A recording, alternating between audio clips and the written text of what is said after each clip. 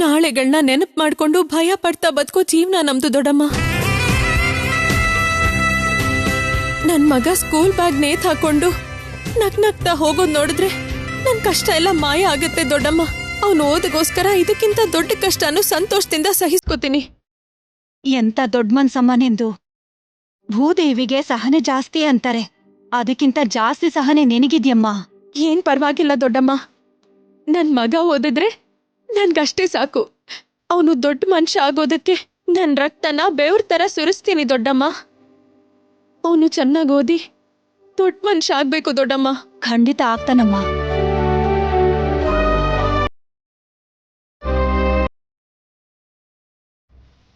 ಏನ್ರಿ ಹೆಸರು? ವೆಂಕಟೇಶ ಬುದ್ಧಿ. ಎಷ್ಟ್ ದಿನ? 6 ದಿನ ಬುದ್ಧಿ.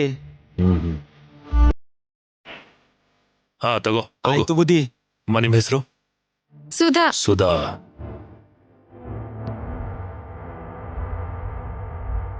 ಅಮ್ಮ ಬಾ ತಂದ. ಶಾಲೆ ಮುಗಿತಾ ಪುಟ್ಟ? ಮುಗಿತಮ್ಮ. ಸರಿ ಮಗನೆ, ದುಡ್ಡು ಕೊಡ್ತಿದ್ದಾರೆ, ನಿಂಗ್ ಬೇಕಾಗಿರೋ ಪುಸ್ತಕ ಕೊಡಿಸ್ತೀನಪ್ಪ. ಸರಿ ಅಮ್ಮ.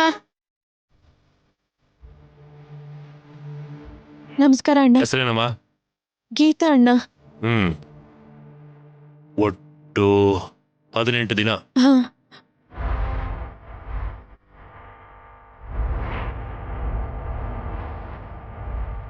ಇದೇನಣ್ಣ ಇಷ್ಟೇ ಇದೆ?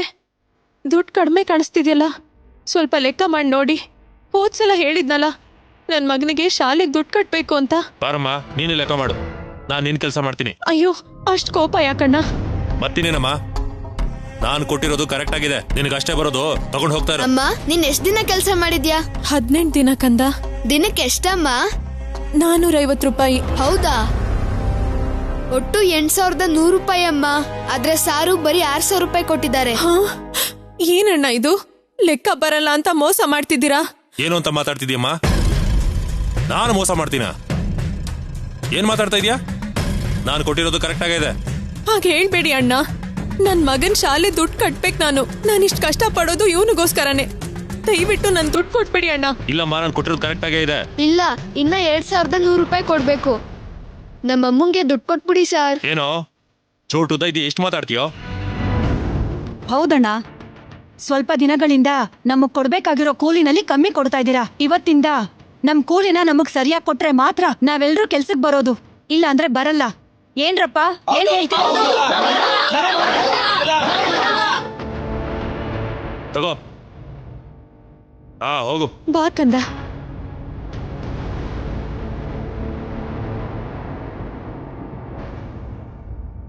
ದೊಡ್ಡವರೇ ಹೆದರ್ಕೋತಿದ್ರೆ ಎಷ್ಟು ಧೈರ್ಯವಾಗಿ ಮಾತಾಡ್ಬಿಟ್ಟೆ ನೀನು. ನಾವ್ ಹೇಳ್ತಾ ಇರೋದು ಸರಿ ಇದ್ಮೇಲೆ ನಮಗ್ ಯಾಕಮ್ಮ ಭಯ? ಲೆಕ್ಕ ಚೆನ್ನಾಗ್ ಮಾಡ್ದೆ ಕಂದ. ಹೌದು ಅಮ್ಮ, ನೀವು ಚಿಕ್ಕ ವಯಸ್ಸಲ್ಲಿ ಸ್ಕೂಲಿಗೆ ಹೋಗಿಲ್ವಾ? ಇಲ್ಲ ಮಗನೆ, ಓದ್ಬೇಕು ಅಂತ ಆಸೆ ಏನೋ ಇತ್ತು, ಆದ್ರೆ ನನ್ಗೆ ಅವಕಾಶ ಅದೃಷ್ಟ 2 ಸಿಗ್ಲಿಲ್ಲ. ಇವಾಗ್ಲಾದ್ರೂ ಓದು ಅಮ್ಮ, ನೀನ್ ಓದ್ಕೊಂಡ್ರೆ ಚೆನ್ನಾಗಿರುತ್ತೆ. ಸರಿ ಸರಿ ಬಾ.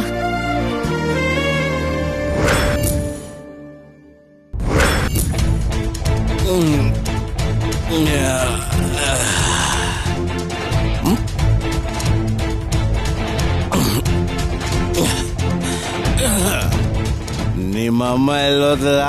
ತರಕಾರಿ ತಗೊಂಬರೋದಿಕ್ ಹೋಗಿದ್ದಾಳಪ್ಪ. ಹೌದಾ?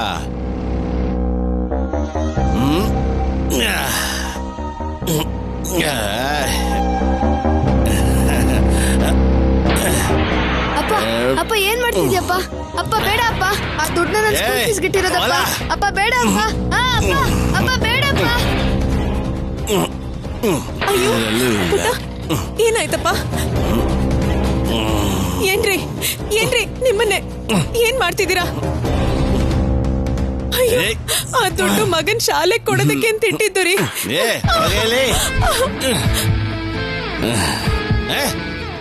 ನನಗೆ ಎದುರು ಮಾತಾಡ್ತೇನೆ. ಅದು ನನ್ ಮಗನ್ ಶಾಲೆಗೆ ದುಡ್ಡು ಕಟ್ಬೇಕು ಅಂತ ಇಟ್ಕೊಂಡಿದ್ದೆ. ಮಾತ್ ಕೇಳ್ರಿ. ಮಾಡ್ಬೇಡ ಅಪ್ಪ. ಅಪ್ಪ ಏನು ಮಾಡ್ಬೇಡ.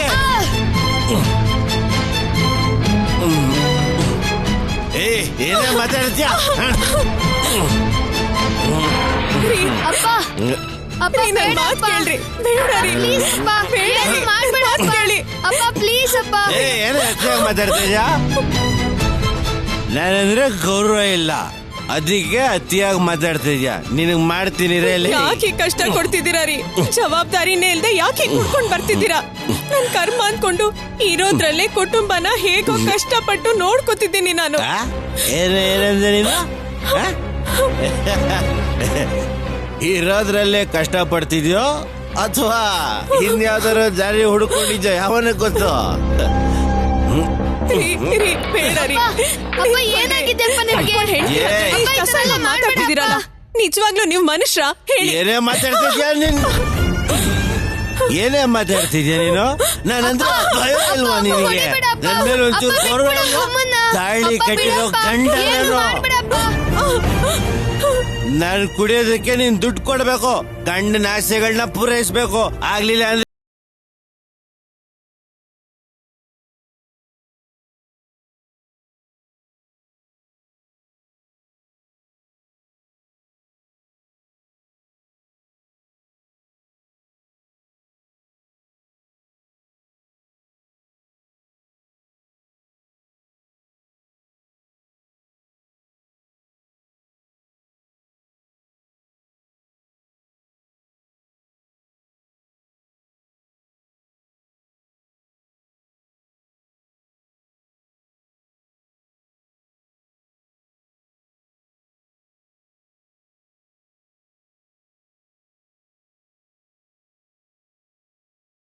ಇರುತ್ತೆ ಅನ್ನೋ ಆಸೆ ಇಟ್ಕೊಂಡು ಬದುಕಿದ್ರು ಸತ್ರು ಒಂದೇ. ನನ್ ಮಾತ್ ಕೇಳ್ರಿ, ಅದು ನನ್ ಮಗನ್ ಶಾಲೆ ದುಡ್ಡು ರೀ. ನಿಮ್ ಕಾಲಕ್ ಬೀಳ್ತೀನಿ, ಆ ದುಡ್ಡು ಕೊಟ್ಬಿಡಿ. ನೀವ್ ಆ ದುಡ್ಡು ಕೊಡ್ದೆ ಹೋದ್ರೆ ನೀವ್ ವಾಪಸ್ ಬರೋದ್ರಲ್ಲಿ ನೋಡೋದು ನನ್ ಶವನೇ. ಸಾಯ್ತ್ಯ ಹಾಗಾದ್ರೆ ಸತ್ತೋಗಲೇ ಅಯ್ಯೋ ಅಪ್ಪ ದುಡ್ಡು ಕೊಡಪ್ಪ.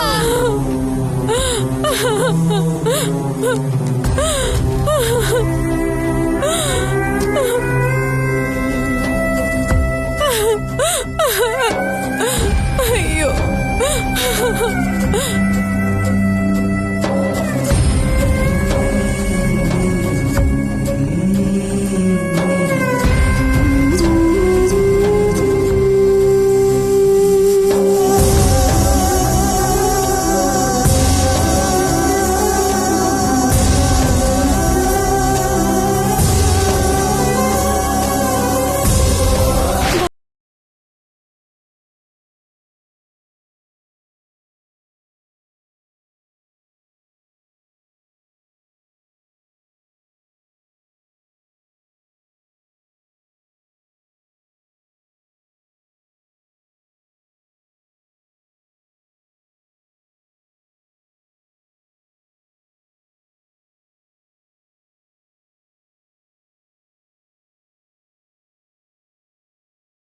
ಅದಕ್ಕಿಂತ ಇದೆ ವಾಸಿ. ನನ್ ಮಾತ್ ಕೇಳಪ್ಪ. ಅಮ್ಮ ಬೇಡ ಅಮ್ಮ, ನನಗೆ ಹೆದರಿಕೆ ಆಗ್ತಿದ್ಯಮ್ಮ. ಅಳ್ಬೇಡ ಮಗ್ನೆ, ಅಳ್ಬೇಡ.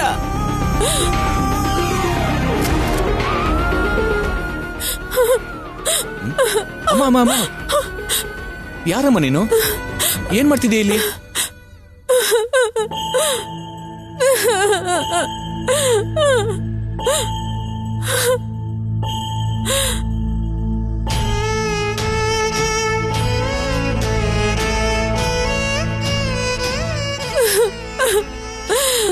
ನೀನ್ ಹೇಳಿದೆಲ್ಲ ಕೇಳಿದ್ಮೇಲೆ ನಿನ್ ನೋವು ನನ್ಗೆ ಅರ್ಥ ಆಯ್ತಮ್ಮ.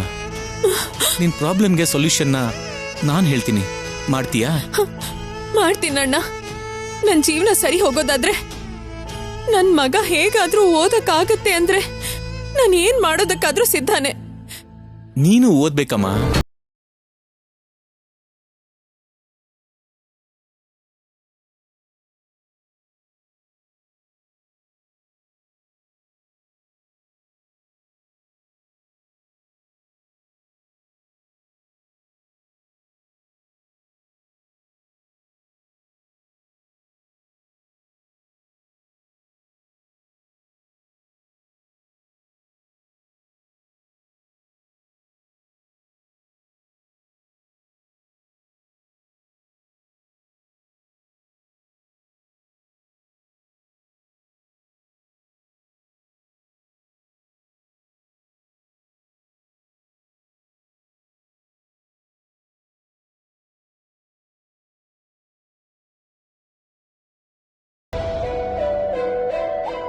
ಸೊಸೈಟಿಲಿರೋ ಹೆಣ್ಮಕ್ಳೆಲ್ಲ ಓದ್ಬೇಕು ಅನ್ನೋದು, ಅವ್ರ ಮೂಲಕ ಅವ್ರ ಮನೆ ದೀಪ ಬೆಳಗ್ಬೇಕು ಅನ್ನೋದು ಅವ್ರ ಆಶಯ.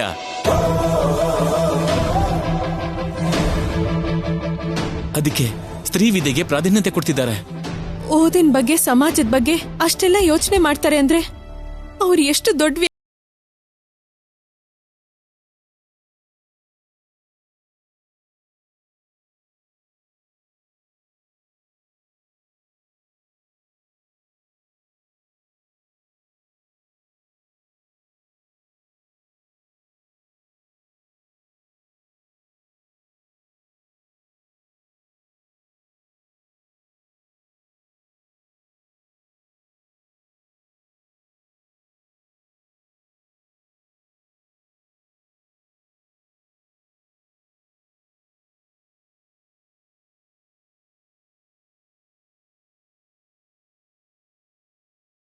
ಯಾ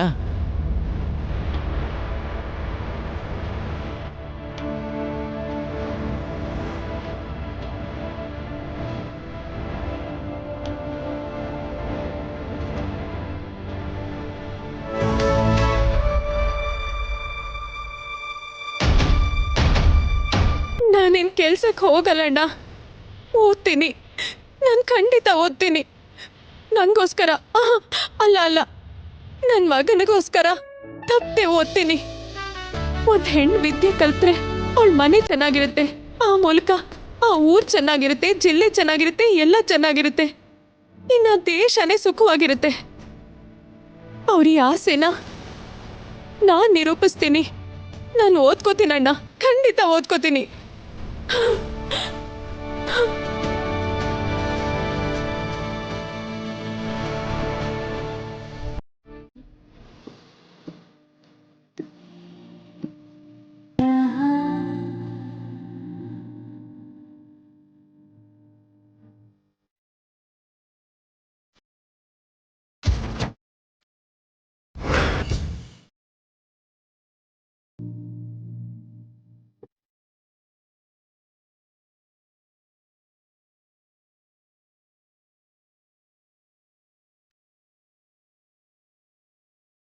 ಈ ಓದು ಗೀತೆ ಬೇಡ ಅಂದ್ರೆ ಯಾರಿಗೋಸ್ಕರ ಓದ್ತಿದ್ಯೋ?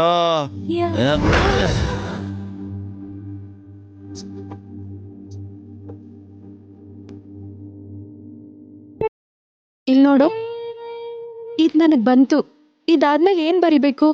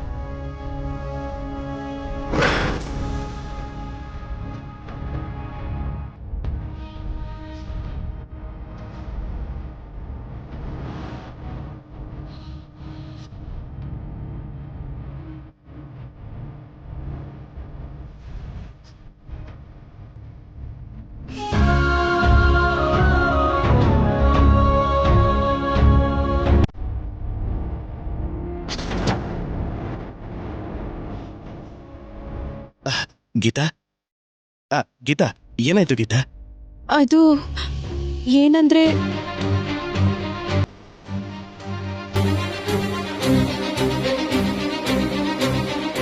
ಯಾಕೆ ಮಾತಾಡ್ತಿಲ್ಲ?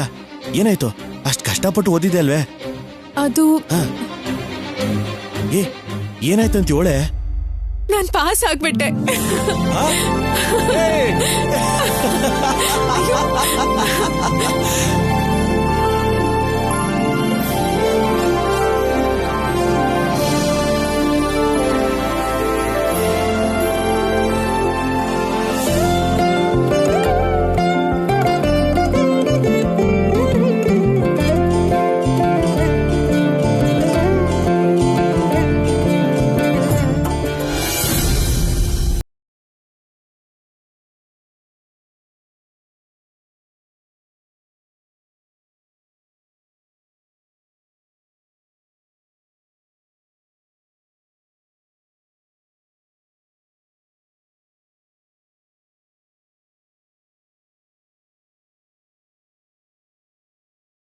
ದಿನದ ಕೂಲಿನೇ ನನ್ನ ಆದಾಯ ಆಗಿತ್ತು.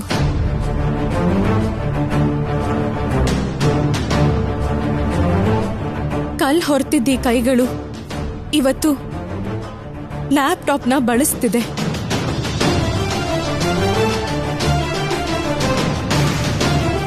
ಕುಡಿತಕ್ಕೆ ದಾಸ ಆಗಿದ್ದ ನನ್ ಗಂಡ ನನ್ ಗೆಲುವಿಗೆ ಜೊತೆ ಆಗಿದ್ದಾರೆ.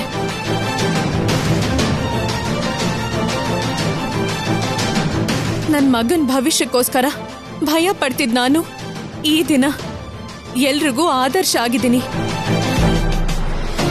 ಇದಕ್ಕೆಲ್ಲ ಕಾರಣ ನಮ್ ವಾಗ್ದೇವಿ ಅಮ್ಮೋರು.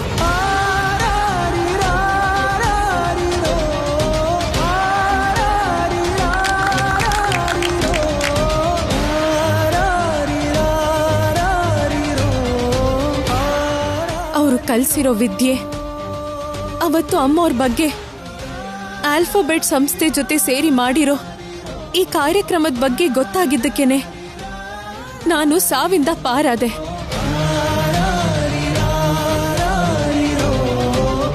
ಈ ಸಮಾಜದಲ್ಲಿ ನನ್ನಂತ ಎಷ್ಟೋ ಜನ ಇವತ್ತಿಗೂ ಜೀವಂತ ಶವ ಆಗಿ ಬದುಕ್ತಿದ್ದಾರೆ.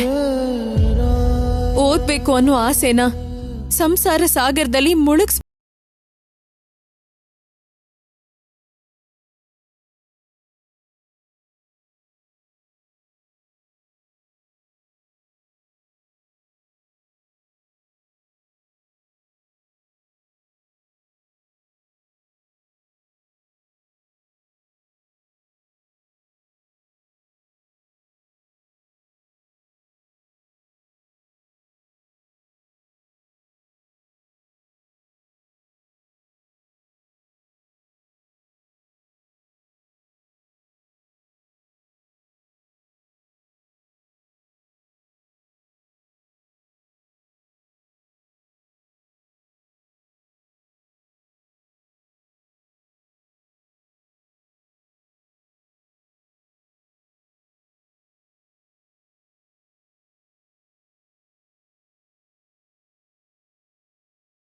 ತಟ್ಟಿದ್ರೆ ಸಾಕು.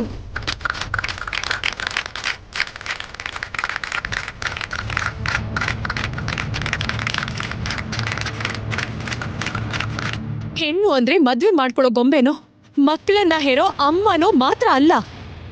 ಅಂದ್ಕೊಂಡಿದ್ದನ್ನ ಸಾಧಿಸೋ ಆದಿ ಪರಾಶಕ್ತಿ ಅಂತ ನಿರೂಪಿಸ್ಬೇಕು.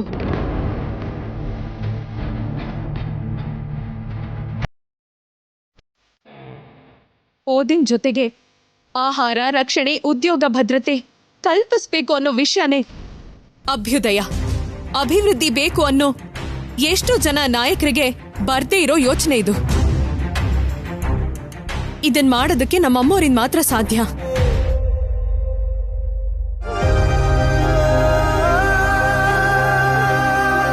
ಹೆಣ್ಣು ಓದಿದ್ರೆ ಮನೆಗ್ ಬೆಳಕು ಅಂತ 4 ಗೋಡೆ ಮಧ್ಯೆ ನಿಂತು ಮಾತ್ರ ಹೇಳೋದಲ್ಲ.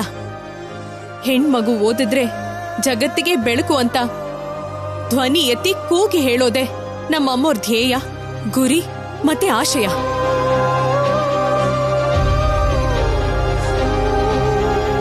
ಶಂಕದಿಂದ ಬಂದ್ರೇನೆ ನೀರು ತೀರ್ಥ ಆಗೋ ಹಾಗೆ ಅಮ್ಮೋರ ಆಶಯಕ್ಕೆ ಆಲ್ಫಾಬೆಟ್ ಅವ್ರ ಸಹಾಯನೋ ಜೊತೆ ಆದ್ರೆ ಸಮಾಜದಲ್ಲಿ ಹೆಣ್ಣಂದ್ರೆ ಅಬಲೆ ಅನ್ನೋ ಭಾವ ಹೋಗಿ ಶಕ್ತಿ ಅನ್ನೋದು ಅರ್ಥ ಆಗತ್ತೆ.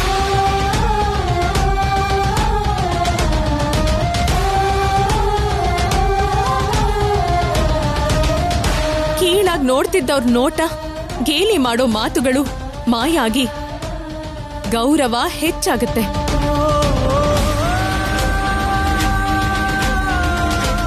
ಈ ಸಮಾಜ ಬೆಳೆಯತ್ತೆ. ಸ್ತ್ರೀನ ಗೌರವಿಸೋ ನನ್ ದೇಶ ಲೋಕಕ್ಕೆ ಆದರ್ಶ ಆಗತ್ತೆ.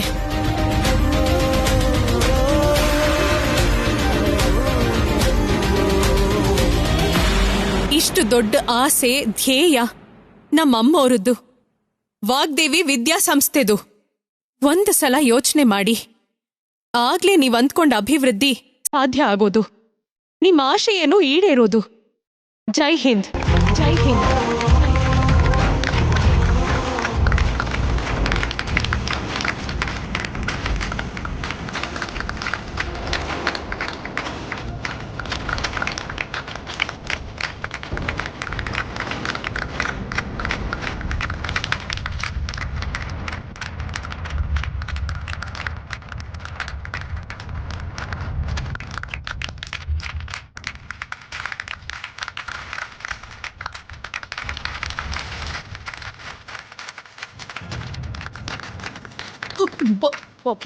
ಅಣ್ಣಿ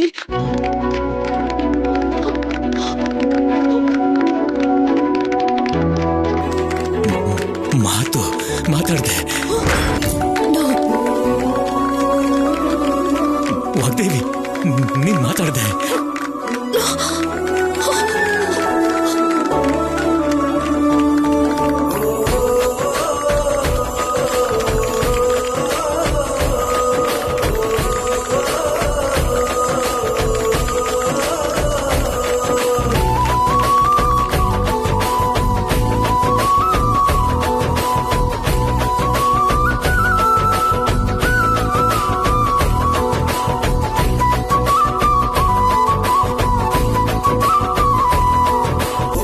ಸರ್, ಇದು ನಮ್ಮ ಅಮ್ಮೋರ ಆಶಯ, ಕೋರಿಕೆ. ದಯವಿಟ್ಟು ದೊಡ್ಡ ಮನ್ಸ್ ಮಾಡಿ ಅರ್ಥ ಮಾಡ್ಕೊಳ್ಳಿ ಸರ್. ಒಂದ್ಸಲ ಆಲೋಚನೆ ಮಾಡಿ ನೋಡಿ. Wonderful, excellent, very innovative and intellectual speech. ಇಲ್ಲಿವರೆಗೂ ಪ್ರೆಸೆಂಟೇಷನ್ ಅಂದ್ರೆ ಎಲ್ರೂ ಡಿಜಿಟಲಿನೋ ಲಿಟ್ರಲ್ ಆಗೋ ಕೊಟ್ರು. ಆದ್ರೆ ಇಷ್ಟು ಸಿಂಬಾಲಿಕ್ ಆಗಿ ಎಲ್ರಿಗೂ ಅರ್ಥ ಆಗೋ ಹಾಗೆ ಹೇಳಿದ್ದು ನಿಮ್ಮ ಆರ್ಗನೈಸೇಷನ್. ಮೋಟೋ ತಿಳಿಸಿದ್ದು ತುಂಬಾ ಚೆನ್ನಾಗಿತ್ತು. Really very impressive. No doubt. ಈ ಪ್ರಾಜೆಕ್ಟು ನಿಮ್ಮ ಇನ್ಸ್ಟಿಟ್ಯೂಟ್ಗೆ ಸಿಗುತ್ತೆ.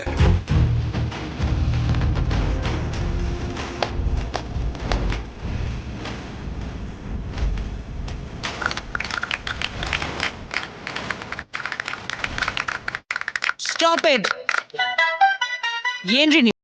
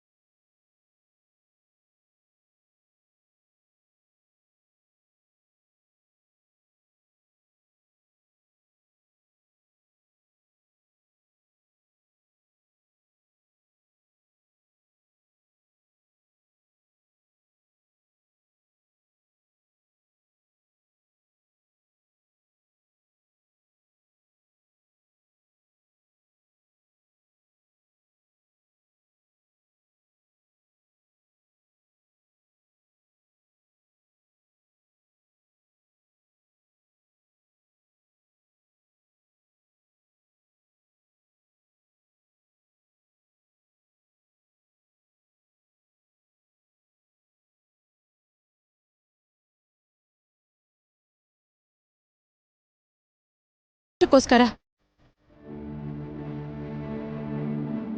ದುಡ್ಡಿಗಿಂತ ನಮ್ಗೆ ವಿದ್ಯೆನೇ ಮುಖ್ಯ. ರೂಪಾಯಿಗಿಂತ ಹೆಣ್ಣಿನ ಬದುಕು ರೂಪಾಂತರ ಆಗೋದೇ ಮುಖ್ಯ.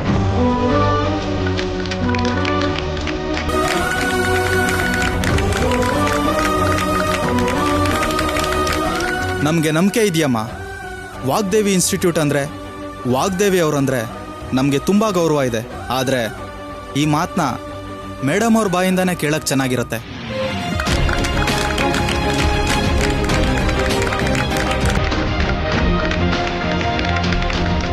Please madam, welcome to the Dias.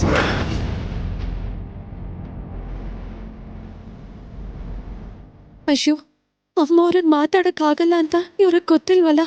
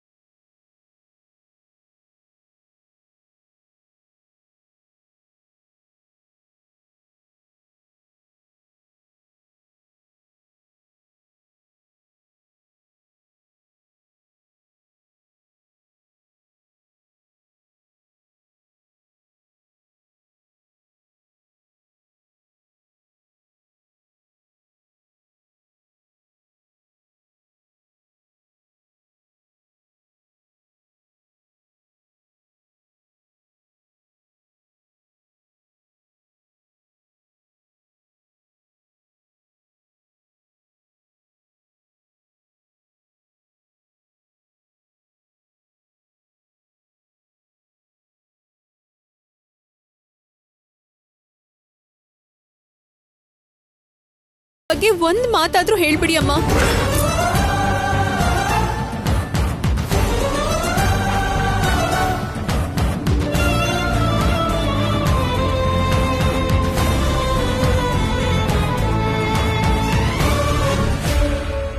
ವಿದ್ಯಾ ಪ್ರಾಶಸ್ತೆ ಲೋಕೈಃ.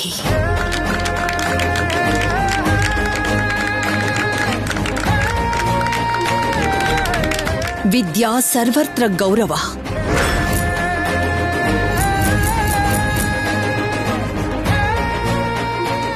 ವಿದ್ಯಾಯ ಲಾಭತೆ ಸರ್ವಂ. ವಿದ್ಯಾನ ಸರ್ವತ್ರ ಪೂಜ್ಯತೆ.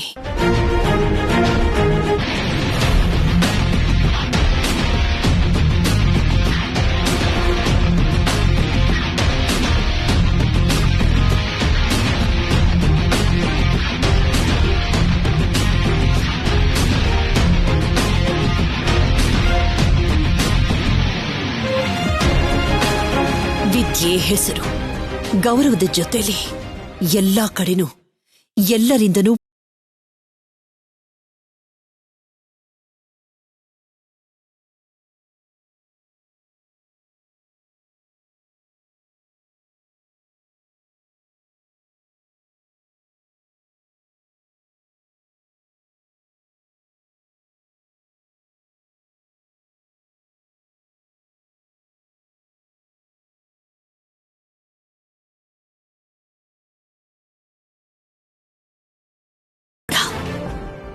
ನನ್ನ ಸೊಸೆ ವಾಣಿಗೆ ಮಾತ್ರನೇ ಖಂಡಿತವಾಗ್ಲೂ ಸೇರ್ಬೇಕು.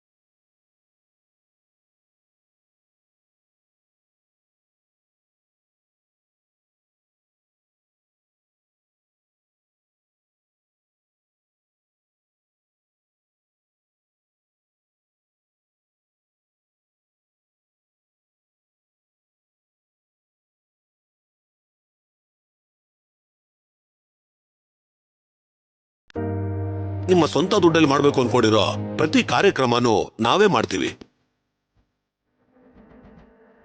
ಎಷ್ಟೇ ಖರ್ಚಾದ್ರೂ ನಾವೇ ಭರಿಸ್ತೀವಿ.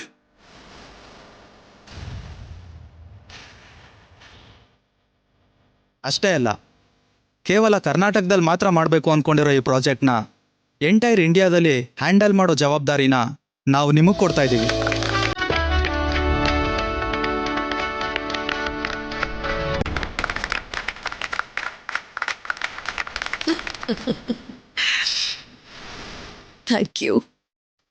Thank you so much. ನಿಜವಾಗ್ಲೂ ಈ ಅವಕಾಶ ನಮಗ್ ಸಿಕ್ಕಿದ್ದು ನಮ್ಮ ಅದೃಷ್ಟ.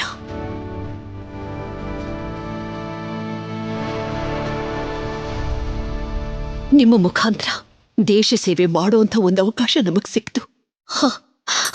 V will definitely do our best. Yes, that's my promise.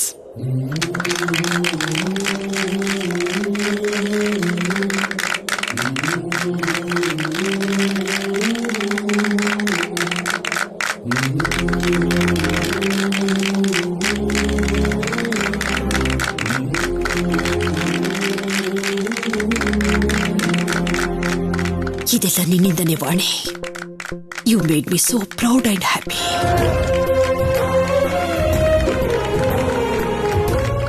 ಇವತ್ತು ನನ್ನ ಮುಖದಲ್ಲಿರೋ ನಗು, ಆ ಚಪ್ಪಾಳೆ, ಈ ವಾಗ್ದೇವಿ ಹೆಸರು, ಪ್ರತಿಷ್ಠೆ ಎಲ್ಲ ಎಲ್ಲ ನಿನ್ನಿಂದನೇ ಸಿಕ್ಕಿದ್ದು.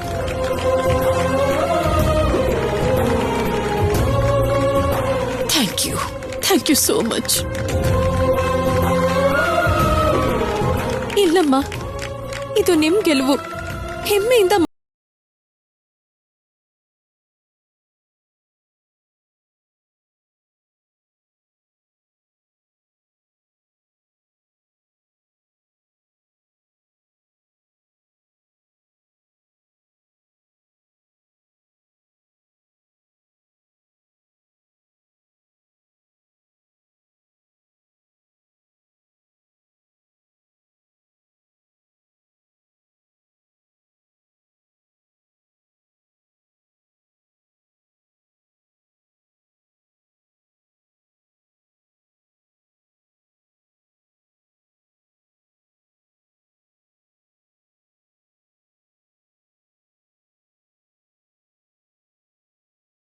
ಬನ್ನಿ, ನಿಮ್ಮೆಲ್ಲರ ಮುಂದೆ ಈ ಸರಸ್ವತಿ ದೇವಿ ಕೈಗೆ ನಮ್ಮ ಸರಸ್ವತಿನ ಕೊಡೋಣ.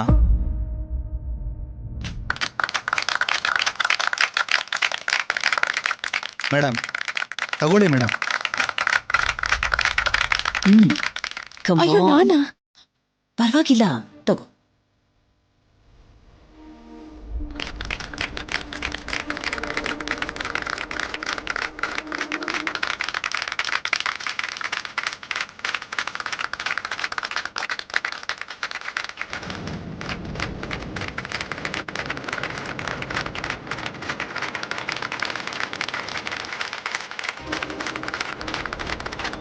ಪ್ರತಿ ಸಲ ನನ್ನ ಸೋಲ್ಸಿ ಇವಳೆ ಗೆಲ್ತಿದ್ದಾಳೆ. ಇವಳನ್ನ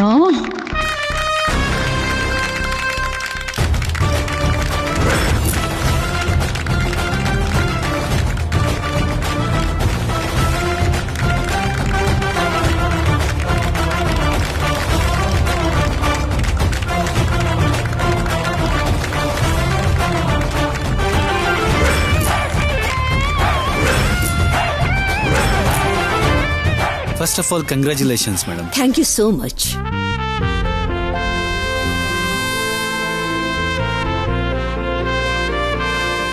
ಸಿಗಲ್ಲ ಅನ್ಕೊಂಡಿದ್ ಪ್ರಾಜೆಕ್ಟ್ ನ ನೀವಿವತ್ತು ಪಡ್ಕೊಂಬಿಟ್ರಿ.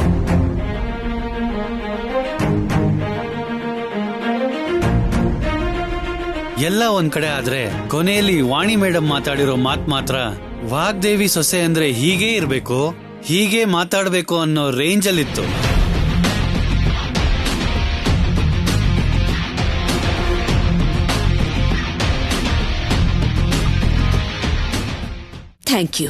Thank you so much.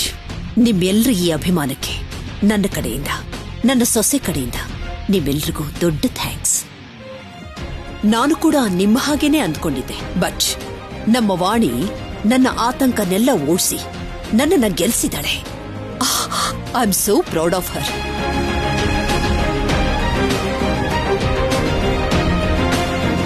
ಅಯ್ಯಯ್ಯೋ, ನಂದೇನಿಲ್ಲ ಬಿಡಿ. ಎಲ್ಲ ನಮ್ಮ ಅಮ್ಮೋರ ಆಶೀರ್ವಾದ, ಪ್ರೀತಿ ಅಷ್ಟೇ. ಇವತ್ತಿನ ಗೆಲುವಿಗೆ ಕಾರಣ ನಮ್ಮ ಅಮ್ಮೋರ್ ಮಾತ್ರ.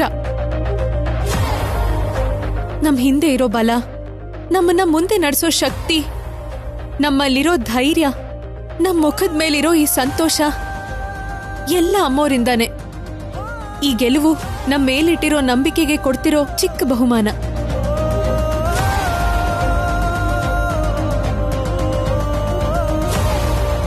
ಎಂತ ಮಾತ್ಗಳಾಡೆ, ಮ್ಯಾಡಮ್ನ ಇಂಪ್ರೆಸ್ ಮಾಡಿ ನಂಬರ್ 1 ಅನಿಸ್ಕತಿದ್ಯಾ. ಯಾವಾಗ್ಲೂ ನಾನ್ ಮಿಸ್ ಆಗೋದು, ನಿನ್ಗೇನಾಗೋದು ಇಲ್ಲೇ. ಅತ್ತೆಗ್ ತಕ್ಕ ಸೊಸೆ ಅನ್ಸ್ಕೊಂಡ್ಬಿಡ್ರಿ ಮೇಡಮ್. ಅಲ್ಲಲ್ಲ, ನಂಬರ್ 1 ಅತ್ತೆಗೆ ನಂಬರ್ 1 ಸೊಸೆ ಅನ್ಸ್ಕೊಂಡ್ರಿ.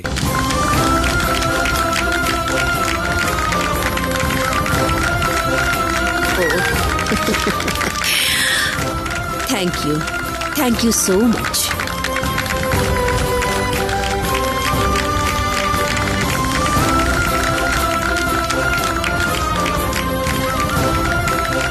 All the best for your future projects, madam. Thank you.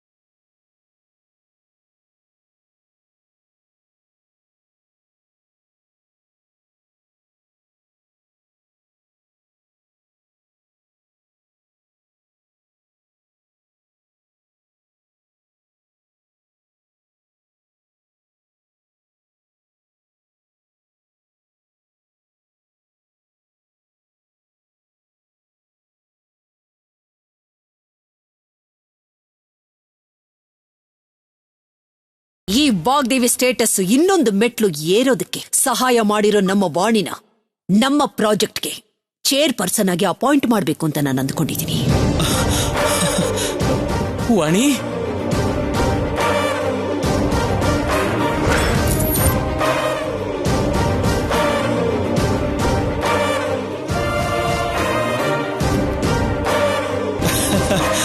Congrats chairperson ಅವರೇ, ಕಂಗ್ರಾಚುಲೇಷನ್ಸ್. ಏನ್ ರಾಹುಲ್ ಅವರೇ ನೀವು? ಮೇಡಮ್ ಅಂತ ಒಳ್ಳೆ ಗುಡ್ ನ್ಯೂಸ್ ಹೇಳಿದ್ರಲ್ಲ, ಯಾಕೆ ಹಾಗಿದ್ಯಾ? ಎಂಜಾಯ್ ಮಾಡೋ ಮೂಮೆಂಟ್ ಇದು.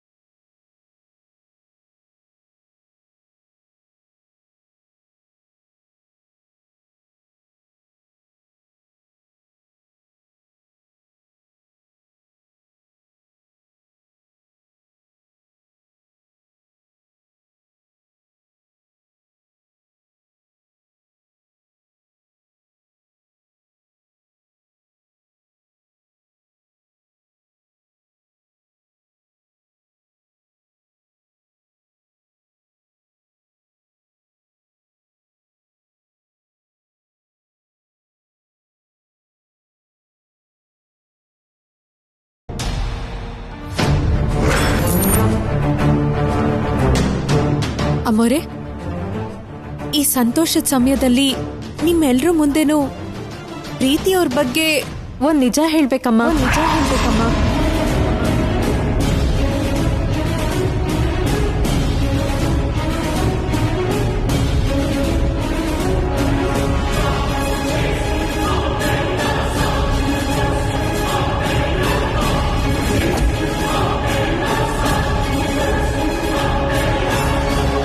ಪ್ರೀತಿ ಬಗ್ಗೆನಾ? ಏನದು? ಹೇಳ ಪ್ರೀತಿಯವರೇ.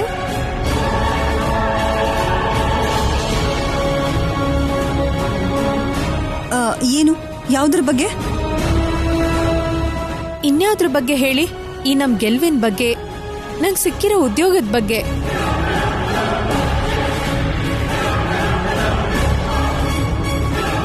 ಅಮ್ಮೋರೆ, ನಿಜ ಹೇಳ್ಬೇಕು ಅಂದ್ರೆ ಇದಕ್ಕೆಲ್ಲ ಕಾರಣ ಪ್ರೀತಿಯವರೇ ಅಮ್ಮ.